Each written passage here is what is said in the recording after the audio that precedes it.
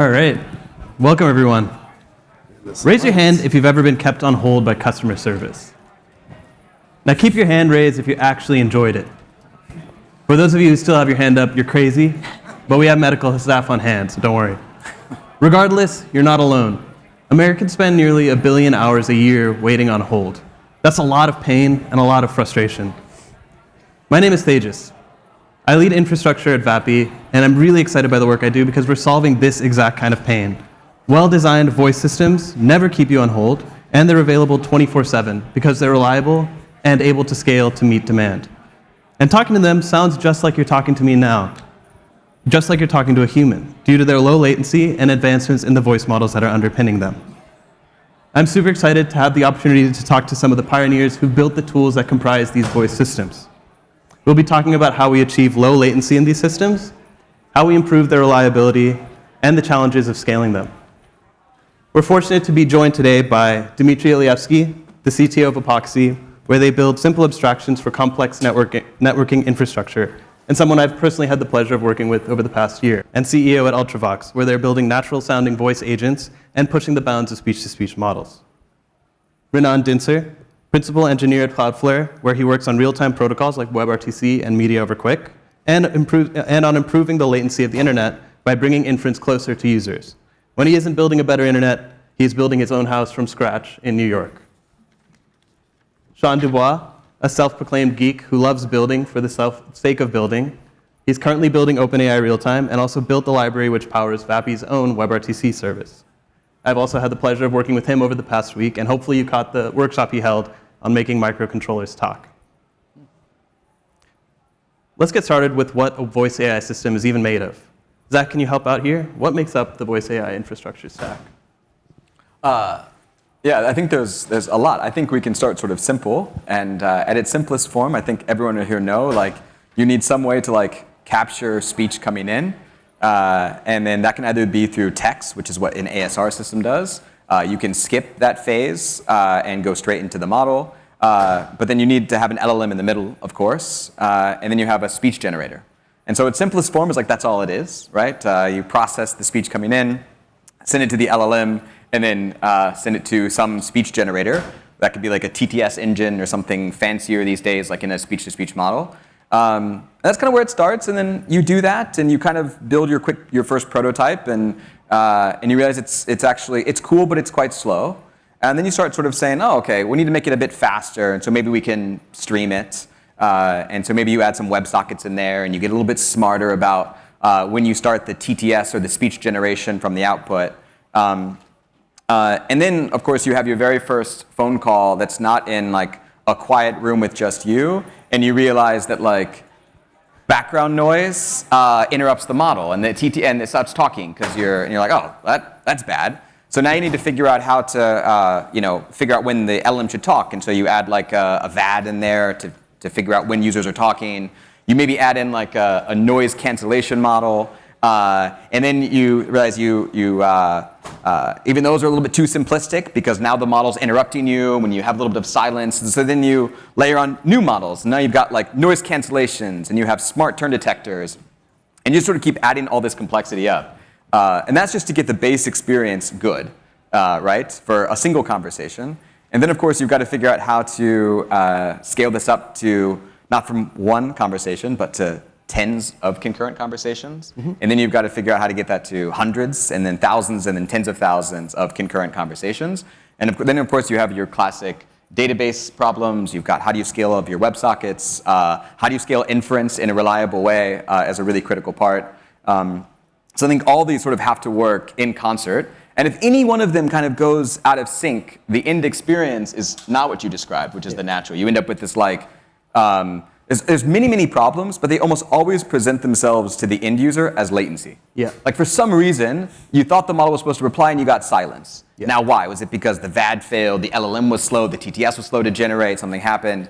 But it's like to kind of make the magic happen, you have to put all these pieces together. And I think it's worth kind of remembering that the LLM at the end of the day is not like a highly conversational, stateful system. It's like a thing that you send a one-off inference to. You give input and you get output back. And so to make this highly dynamic, thing that feels conversational and stateful and fast takes a lot of infrastructure work around it, actually, that you have to sort of scale in parallel. And Yeah. So, yeah.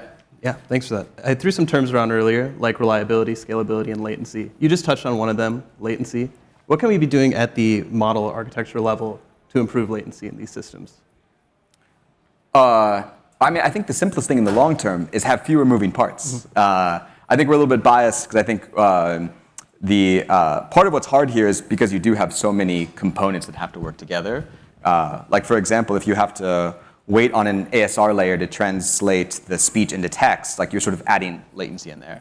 And so I think over time, what you want to do is remove as many of these components as possible. And I think that's where things like speech-to-speech models, I think, are sort of super interesting, is because if nothing else, they have fewer moving parts, which makes it easier to scale and presumably faster.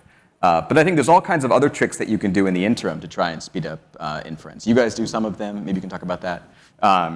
But I do think that, like, again, I'm biased, but I think the simplest thing is have fewer moving parts, much easier to go faster. Yeah. Awesome. Erik, I want to throw the same question to you. Congratulations, by the way, on the raise. Thank you. What are you doing at Modal to improve latency? Yeah, so we're more of an infrastructure platform. So we don't really touch the models. Like we're more like, where do you run the models? Like we make it possible to run containers with different models all over the world. And that's a hard problem because as it turns out, like managing, thousands of GPUs and scaling up and down that's hard enough in itself if you just like start with like a global scale. But then if you go into voice and you start to have latency constraints, like now you can't, send your data to like Australia and back just because GPUs are cheaper over there.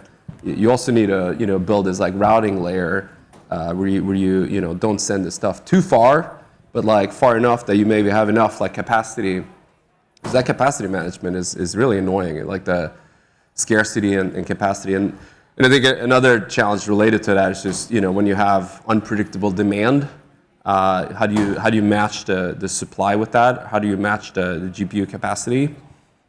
So we have a lot of inference workloads. So we have a lot of customers who use us for things that might be very bursty. Or, sometimes they need 1,000 GPUs, sometimes not at all. So how do you scale up and down that stuff all the time? And it's a hard problem. I mean, we spent the last 4 years building a system where we first of all we manage a multi-tenant platform, we manage supply and demand, or we don't manage demand, but we match the demand with the supply by like scaling up and down, like in probably 80 different GPU regions all over the world.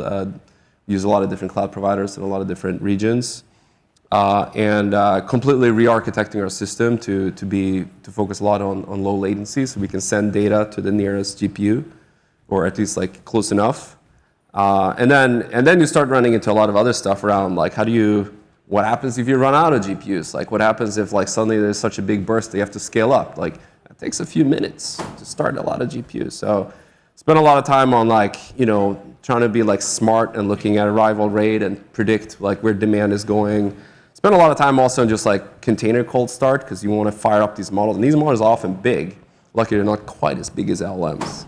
But you need to load models very quickly into GPUs. So we have some cool stuff around GPU snapshotting and restoring snapshots, and it gets very hairy pretty quickly. But that's the kind of technical stuff we really enjoy doing. So spending a lot of time thinking about that right now. Yeah. One of the things you touched on is that it kind of does matter where you run these systems. Is that right? Renan, could you talk a little bit about why we should care, or should we care that much about where they physically run? Yeah, there's a lot of reasons to care about where GPUs run. Obviously, one's latency you were talking about. So Cloudflare is in business of having computers all around the world. We have 350 plus stop scanning places, and a lot of them, maybe 80% plus have GPUs in them. And one reason is obviously latency. You want to be able to run things locally. You want to be able to, as Erik said, manage demand and route things smartly. But there's also other reasons, why you would want to run things in different places. There's like laws and data locality, and where is the data coming from? Where are the users? What's the connectivity? Because on the internet, everyone connects to the same internet, but your ISP might be connected better to certain places, and some, the data that the models want to access and data we want to feed into might be coming from somewhere else, and there's a lot that goes into it. And Cloudflare has a bunch of metrics that we collect about where's data come from, where are the users, how people are interconnected, to manage all that. Dmitry, can I throw that question to you as well? Do you have anything to add there? The question is, should we care that much should about we care? Should we care? Why we care? Yeah. Speed of light is pretty fast, by the way. Sorry, what? No, I'm just the speed of light is pretty fast. I would It's say actually not that fast. It's not that fast. Speed of light is It's pretty fast, but not. Yeah, I agree. But not fast enough. Yeah, I would say given the choice, I think everyone on this panel probably would agree that given the choice, you probably want it to be closer to the user, as close to the user as possible, meeting all the constraints.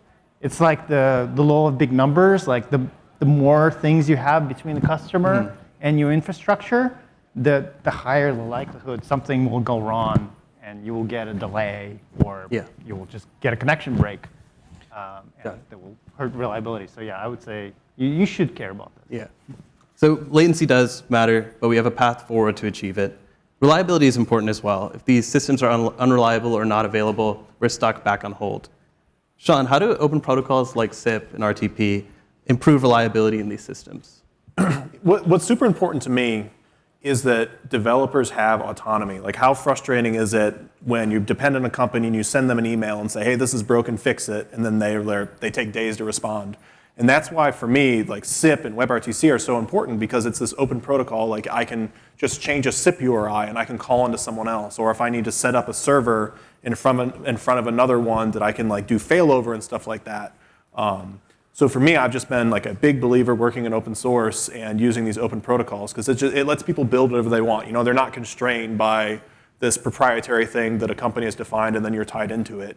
And I love to see all the interesting things when it comes to reliability that people come up with. We have assumptions on like the right way to solve a problem, but if I give people these simple primitives like SIP and WebRTC, they can get to reliability through like different ways of like local caching or like different patterns. So that's why like I love doing these open protocols. Like the quickest way to reliability is like giving autonomy to people and letting them solve things the best way that works for themselves.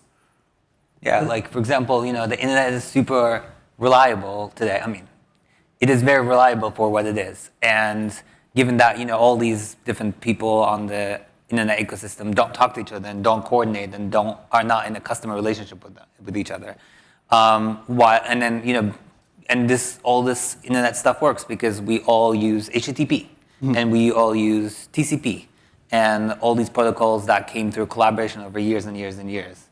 Chrome exists because HTTP. Everyone uses HTTP, but you can also choose to use Safari, and all these kind of options really make the ecosystem very healthy. Is there anything you're excited for on the horizon? There's a bunch of different protocols. I mean, I'm very excited about everyone to use WebRTC. First of all, not many people that start in kind of doing voice AI know about WebRTC. They think WebRTC is hard. There's a lot of resources to learn about WebRTC, and compared to maybe 5 years ago, thanks partly to Sean, people should use WebRTC. There's also other protocols. Some people are excited about MOQ, Media over Quick, which is another protocol over UDP that doesn't have the TCP's head of line blocking issues. Awesome, thanks. I feel like we may have different definitions of simple with SIP. No one's ever like, oh yeah, SIP, that simple, easy to understand, grokkable thing. But I do agree, it's a great, very powerful. So this is a thing that like I feel this with WebRTC too. Like everyone comes and then complains to me like, oh, I find ICE so frustrating, or I find data channels so frustrating. And it's like the thing that you love, or no, the thing that you hate is another thing that like someone really loves and depends on, because it's like a lot of these big companies, they're like, oh, I can't stand ICE. I just want to do client server connections. And I'm like, yeah, I understand why that's important to you. But to other people, you have VPNs. Like the thing that's very dear to my heart is over WebRTC, you can do Tor. And so like in these countries where like you can block VPNs, but you can't block WebRTC because people are going to be frustrated that Meet and Discord, that all communication software goes down. So you can't block WebRTC, and now people can do censorship circumvention. So like the reason that I love WebRTC is because businesses depend on it for this voice AI stuff, and so they're pouring all these resources into making WebRTC better. And then all of these people who are doing like really interesting things at the edge of WebRTC are then benefiting from it.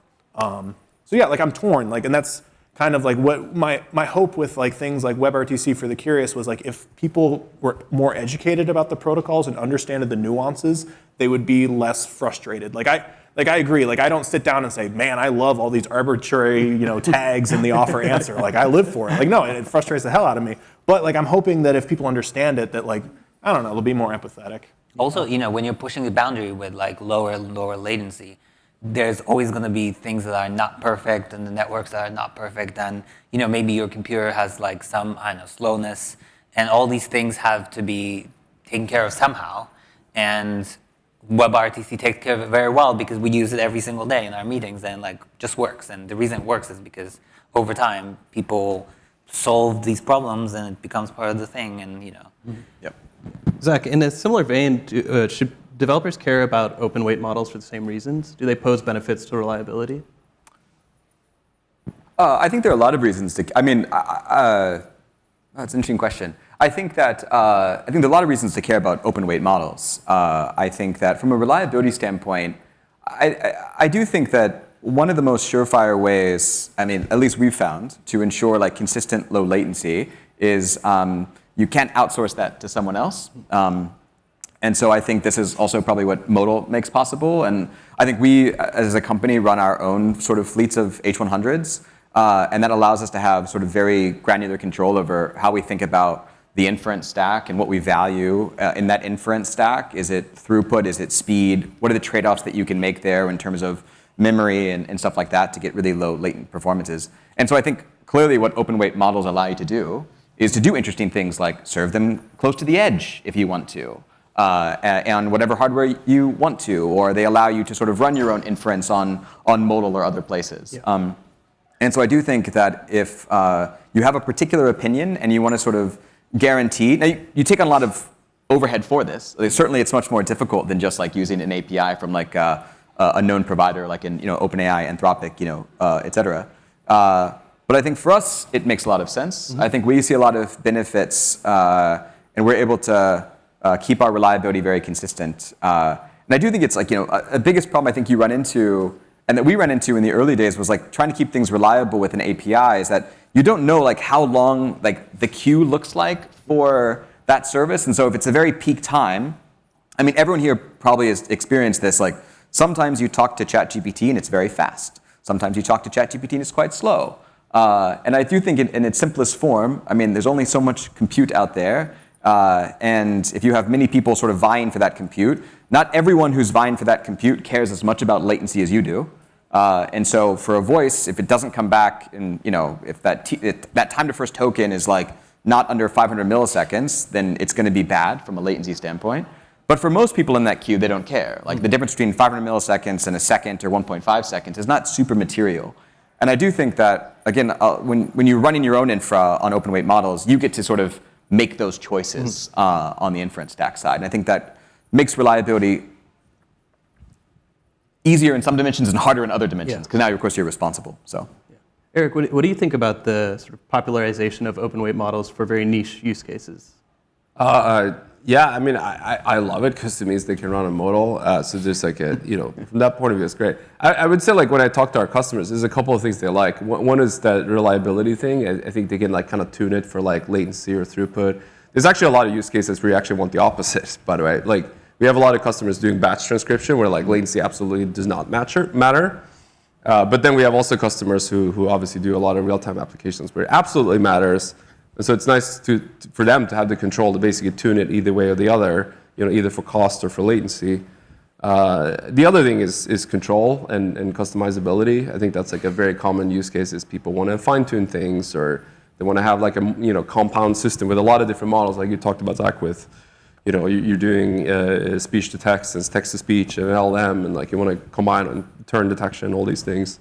And then the third thing, I've actually been kind of surprised by this, is that open source models in voice are just really good right now. Like I think compared to LLMs, where I feel like the frontier labs are always like way ahead, I've actually felt that like in voice, it's been more of an even game where sometimes the open source models are actually ahead of the proprietary vendors. You mean on the speech generation side, like the TTS side, Erik? Or? I mean, both sides. Okay. Do you think it's because it's easier to get started and train something? I think that's right. Yeah. I mean, this is like outside of my domain. My understanding is like training a state-of-the-art voice model is way cheaper than training a state-of-the-art LM. Like multiple orders of magnitude. Still expensive, but like we're talking like a few $100,000, not like a few $100 million. Probably depends on I think like training. I think the combined model is probably quite hard. Like the speech-to-speech model presumably is quite expensive, I can say. But I do think like because then you have the LM ASR models are much definitely certainly the size I think matters a lot, right? ASR models tend to be much smaller. TTS models are much smaller than massive multi-billion parameter. Yeah, I mean it also feels like data is the bottleneck more so for voice, right? I don't know if this is. Ooh, we might you want to Stepping away from the model training for a second, I have a bit of a fun one I want to get into. What's the most major incident or outage you've dealt with in your career, and what have you learned from it? Dmitry, I'd like to start with you. I have probably a few to choose from at this point, but the fun one, just to set the stage for a bit, the year's 2020, like the height of COVID lockdowns, my co-founder, who's not here, we were working at the live streaming company at the time, and so we got a deal for a pretty popular performer. I can't say the name, but we promised 1 million concurrent viewers. It was pretty large. I think the largest ever live stream was like 8 million. The Super Bowl was like 6 or something for streaming. So it's like pretty up there. We were pretty excited, and 3 hours before it's supposed to go on, our cloud provider's object store is just like totally out in that region. Complete panic. I'm on call. Like CEO's on the call. Like it's all hands on deck situation kind of deal. So we had to scramble. Like we had another region, but it wasn't fully set up for the live stream of that size. So we had to bring everything up like maniacs, and it went without a hitch.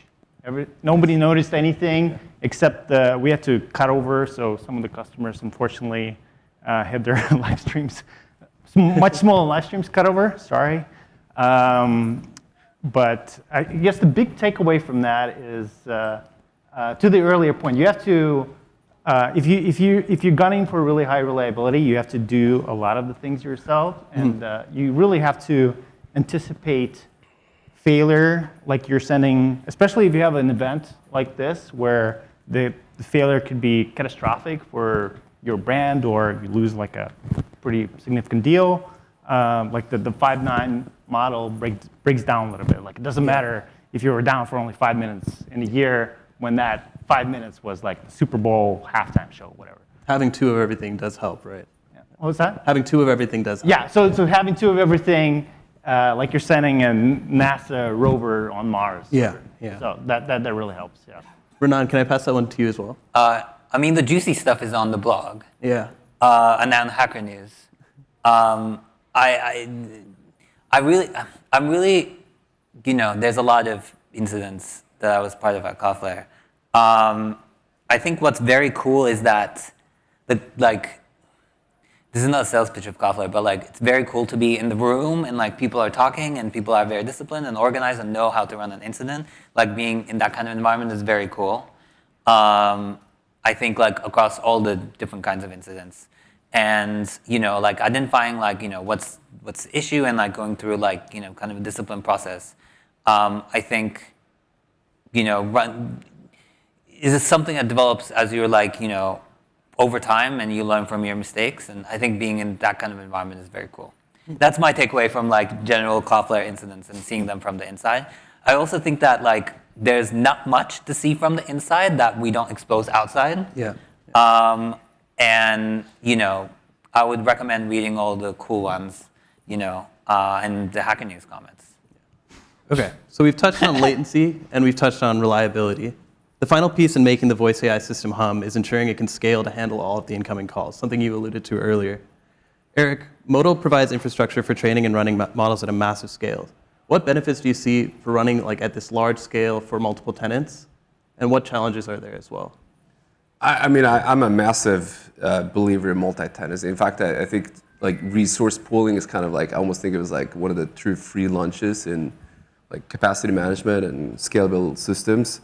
And the idea is basically if you take like thousands of customers and you just pool their demand, it kind of smoothens out, right? Like the variance goes down with like the inverse square root of like the number of users, right? And we see that at very large scale. Like we have thousands of paying customers, and occasionally we have like one customer spiking up like crazy, but overall like the volume is like quite smooth. Like you see a sine wave over the day. And I think managing that in aggregate brings so many benefits. I mean, first of all, it means like we can always run a small buffer of compute capacity, so we can scale up very fast. If you need 100 GPUs, we can get you that within like a few seconds. If you need 1,000 GPUs, then we're going to have to go and scale up and start up new instances, and that takes a few minutes. The other benefit is like by managing everything at scale, like we can also run way more efficiently. So it means just means better economics, basically. So I'm a huge believer in like running multi-tenant system. There are so many benefits of that, and I think AWS realized that like 10, 20 years ago, and there's many other examples. Cloudflare, of course. To achieve that scale of capacity, you have to run across multiple cloud providers as well, right? Yeah, that's right. And in particular, multiple regions. I think the challenge with GPU capacity today is that there's still scarcity, and most GPUs today is still sold as reservations. So, and I mean, my view is like GPU reservations, like long term, kind of doesn't make any sense. Like customers can't really plan the demand, forecast that. So one of the things we do is we use 5 or 6 different clouds today. We're probably going to do like 10, 20 clouds by the end of next year, run in, I think, 100 different regions. And by aggregating a lot of that capacity, we can make sure people who build AI applications can sleep well at night, because even if they land on Hacker News or there's a big viral spike or whatever, like we can take care of that and scale up very quickly. Awesome. Public clouds do give us access to large amounts of compute and storage and enable us to run these systems at a massive scale. But sometimes we need to run the systems on-premise for data security reasons. Dmitry, how do we deal with the scalability constraints posed by private clouds, which have a limited capacity? Well, the good news is you probably don't have to. Like you can still get both. You can be in the cloud and be on-prem because you're probably going to run in multiple regions anyway. So you're going to have to support running from multiple locations to the early point. So if you run out of capacity on-prem, you can burst in the cloud. Nice. Yeah, I mean, like, when people are running things on-prem, when people, talk about this, I feel like I've developed over time this kind of question that's like, why? And that falls into, do you have contractual obligations? Is there like laws that say this? And oftentimes, not many people who think they need on-prem actually need on-prem. Over time, it's like, there's a lot of guarantees, and there's a lot of people who, because of like reasons you described, like run on the cloud and run part of the ecosystem, you oftentimes don't need to be on-prem.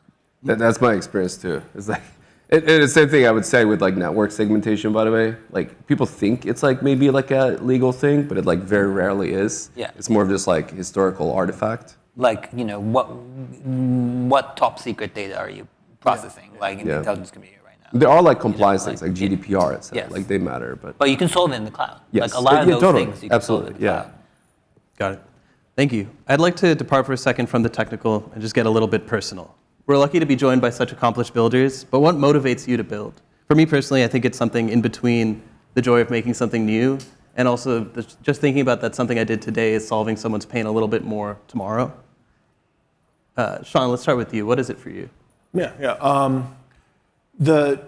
For me, I was talking to one of my coworkers at lunch about that, is that like my relationship with tech or building has changed in so many ways. Like early in my career, I did like Pine and open source because I really wanted to like impress people. I wanted people to think like I'm good at my job. And then when my dad died, like I reflected on like what makes people happy and like what's important to them. And then I got wrapped up in like wanting to like grow in my career and get bigger titles and stuff like that. And then in the past year or two, I found like a real happiness in this joy of craftsmanship. And if anyone gets a chance, like to pour yourself into like an open source project or like, like with this microcontrollers, like I was reflecting the happiest I was was when I finally got it working, because like the LVGL thread was causing a bunch of like UDP packets to get dropped. And like I already missed that feeling of like being up at 1 a.m. and like finally seeing it working and like that. So like if you get a chance, like try to like lose yourself in that craftsmanship and like forget about the stress of like what your company wants from you or what you worry about what other people think about you. Just like I don't know, find that joy of building and like lose yourself in it again, because I don't know. I'm just a very happy like that. I love like that we just jumped in and did this hardware thing, and like I encourage everyone to do stuff like that. Erik, can I pass that to you next? Yeah, it's somewhat similar. Maybe less about craftsmanship, but just having more of like a thing I can point to and say I did this thing. One of the things I loved the most about Spotify was it was a product that like millions of people could relate to. I mean, I remember like I would like take the subway to work and I would see people use, Discover Weekly or whatever, and I was like, wait, I built that product and this guy's using it. Like, to me, that was like extremely rewarding. And then I never really wanted to start a company. I almost feel like I'm like a spite founder. I was like, started Modal. I was like, why isn't anyone else doing this? What am I missing? And then I was like, fine, I'll do this startup then. I guess I'll have to build this thing. So, but to me, it's all about just building stuff. Like that's what drives me. I think that's the most fun. Renan? I think I'm in my troublemaker era. I feel like I want to cause problems. And I think it's fun to build things and accomplish that. Dmitry? Feel pretty lucky. Like I'm still pretty amazed when I managed to make something basically from nothing. It's just bits in a computer. My first job, I was a BSP engineer, board support package, basically a bunch of drivers to make a device work. I didn't even have access to the device. I just wrote the code, like the test, like it compiles the test pass. I shipped it out, and months later, somebody tapped me on the shoulder, like, oh yeah, everything worked. I'm like, this is amazing. Like, how? And I still get that to this day, although I usually do get access to devices these days. So yeah, I'm still riding on that high, I guess. Zach, what about you? Yeah, I feel like, I think it's a little bit of all of these, honestly. I think for me, I've always had like a life philosophy that life is short, so you should do interesting shit and challenge yourself in interesting ways. And I think I think a big part of that to me is like digging into sort of really interesting problems. And there's many problems that, every problem is really interesting. Like most problems I think are like fractally interesting, like the deeper you go, the more. And like this particular one has been really fascinating to build on, and it's cool to, I think you mentioned about 0 to 1, like it's cool to like literally go from nothingness into somethingness and like build your first product and then have customers who experience that and they have bad experiences and you get to like oh, you're right, that does suck. And then it's very sort of invigorating to then like figure out how to fix those problems and then sort of do that on a continuous loop. Awesome. Thank you. Let's turn it over to the audience now and take some questions, and then we'll close with a conclusion later. I see one up in the front over there.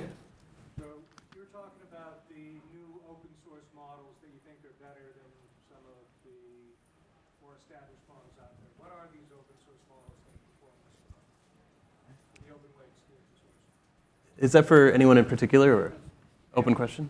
Parakeet, I keep hearing about. Orpheus, like I don't know, whatever. I think Erik, you mentioned this at the beginning so you want to take that first? No, like the two models I feel like come up a lot is Parakeet and Orpheus. I don't know if you want to chime in with other models. Yeah, I think that on the text-to-speech side, on the speech generation side, I definitely think Orpheus and Parakeet are very interesting. And I do think we've seen that there are a lot of actually open source offerings now to get to relatively high fidelity, realistic speech conversation. I do think they tend to, there's downsides there. I think on the ASR side, of course, we have Whisper and a bunch of Whisper variants that are, of course, incredibly good. And I do think on the open source side, like I was talking with Justin earlier on this, but like I do think we went through a dry spell of actually open weight LLMs there for a while that were any good. There was sort of Llama 3.3 70B. At the time, that seemed like somewhat comparable to the proprietary models. And then it just felt like a desert for a while. Like models came out, but they weren't actually good in practice. Like Llama 4 wasn't very good in practice. I think even like the DeepSeeks, when you actually looked under scrutiny at how well did it perform on tasks that we in this room probably care about, which is like not benchmark maxing, but like how well does it call tools? Like how well does it follow the prompt? It felt like there was a drought for a while. I do think now we have a number of that are out there, like GLM 4.5 by Z.AI is very good. And so I do think the space is exploding now with good stuff. I would add Qwen to that list. I feel like a lot of our customers use Qwen for as an open source LM. And I got a plug, of course. Like I think Ultravox is a great way to get speech native functionality in a lot of these open weight LLMs as well. Qwen I think is also Qwen's been on a tear. They've been pumping out models left and right. So a lot of good options right now. Any other questions? In the back there, in the black vest. So what's the equivalent of like DDoS attacks like in the voice AI, right? And are you guys seeing like these kind of like attacks coming up? And what are the like platforms like Vapi, Cloudflare, like what are they trying to do? So the question was, what is the equivalent of DDoS attacks in the voice AI space? Cloudflare was mentioned, so I'll talk, I guess. You can have DDoS attacks against the voice AI space. You can have people create false. The thing is, the biggest, like the DDoS attacks that you hear on news are very dumb, right? They're just packets that are being sent places, and they're not even, TCP sessions. And I think the more niche the attack gets, the smaller it gets, because it becomes more difficult, more resource intensive to execute. So I don't know if anyone here has seen something at scale that can't be mitigated. But I feel like the traffic that voice AI services get are very specialized, and they require various API calls and TCP and WebRTC and all these like well-defined protocols that if somebody's doing something at scale, it's not that difficult to detect. I feel maybe this is wrong, and maybe this is going to be more, of an issue in the future. But I feel like we have all kinds of tools to deal with this stuff, and thanks to open protocols, right? We can parse things and make sure things are legit and looks like what it usually looks like. Zach, maybe not as extreme as a DDoS attack, but just last week we were talking about how you handle like a large influx of calls coming in. You want to speak to that a little? I think, I do think that like, again, one of the hardest things when you're actually managing compute, and Erik mentioned this, is like generally the curve is quite smooth, but every now and then like some customer or set of customers sort of unexpectedly spike traffic. And so it's sort of not quite a DDoS, it's like totally intentional. Like you want them to use your platform, they want to use your platform, you're very happy, but also it's very scary because all of a sudden the number of concurrent calls in the system like grows 10x over the course of a few seconds. And you're like, you have your oh shit moment, and you had to figure out how to scramble to deal with that. And like, as Erik also said, like loading GPUs is not the fastest thing in the world. Like you've got to like get the weights in there, and there's all kinds of tricky things. And so there's sort of, I guess that's sort of not in the DDoS category, but definitely, and I don't have a great answer for it. I mean, maybe the answer is we should be using Modal more is the right answer. That's the right answer. Okay, yeah, so let's go sign up. But I'll just one plug. I saw, like, I think Mark is in the audience actually even, and I think you even had a version of a DDoS attack, right? Which was, I think was really interesting. So we're sharing is like, these phone numbers are out there in the open, right? And so I think these aren't like DDoS in the classic style, but you're like a voice AI person. Your phone number is now publicly facing. You're responsible now on a per minute basis of all the calls going through there. And like, it's pretty easy for someone to sort of rack up thousands, tens of thousands of dollar bills if you're not careful on that. And that feels hard at the orchestrator side to mitigate, because it feels like it's a combination of telephony and stuff like that. And so I think it's still early days on how we actually solve some of these problems for customers. Yeah, I mean, if anyone has like any kind of problem like this, come talk to me. Yeah. I mean, we'll find a solution. Yeah. I think we have time for one more audience question. In the back there in the red. Yeah, you were talking about on-prem kind of voice AI and everything, if we need to, if we don't. But if we do on-prem, you kind of do like more like a live kit situation.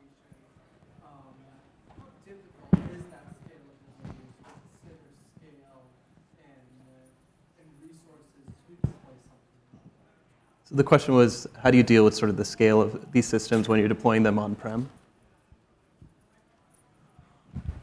Does anyone want to take that?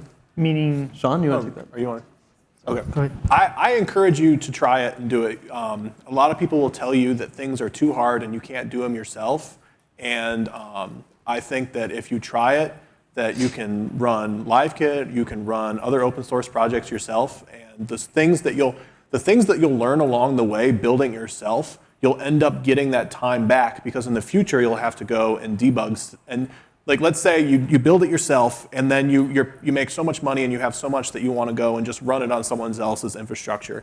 Because you understand these things deeply and you understand the problems, you'll end up building a better product in the end. Because what I've seen is that most great products are made by those last 20% of details. And if you don't understand how things actually work, you'll never achieve that 20%.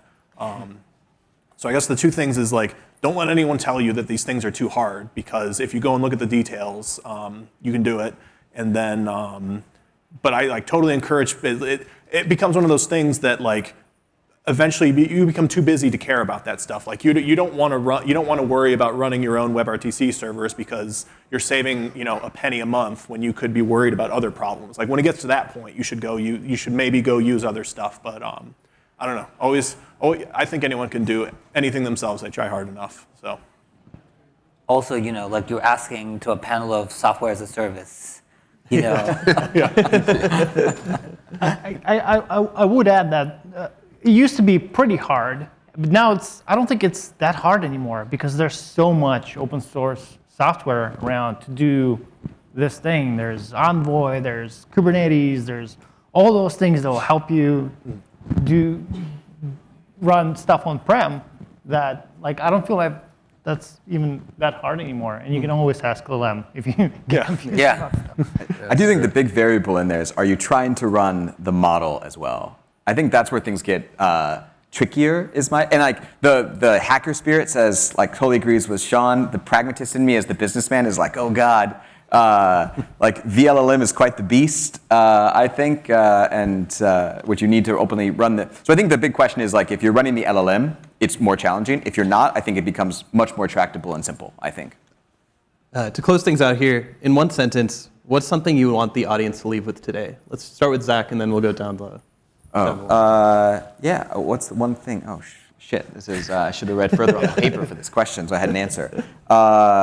Yeah, I think it would be. I think there's a lot of innovation happening constantly in the space, and so I think one thing is pay close attention to that innovation. I think there's a lot of cool things happening on the speech-to-speech side, and I think that'll give you a good sense of like kind of where things are directionally heading in the voice AI space. On the reliability topic, I would say just plan ahead. Think about all the things that can go wrong, because they will. And make sure they won't. I think that everybody agrees, voice AI is going to be huge, and it's very useful in many, many different ways, and we should all use it.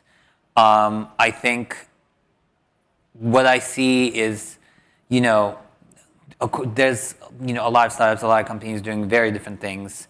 Sometimes they're doing the same thing, and I think this is not the time to fight against each other, and this is time to collaborate and do things together so that the pie grows.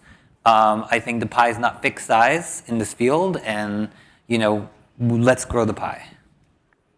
Nice. I'm just super excited about this space. Like, I think we're so early with like voice AI. I feel like it's like ChatGPT, like moment is like hasn't really quite come yet, but it's gonna come, and it's gonna be like so massive. So I'm just pumped about that. I will say infrastructure is hard, so you should look at vendors for that. But other than that, there's so much cool stuff happening in AI, voice AI.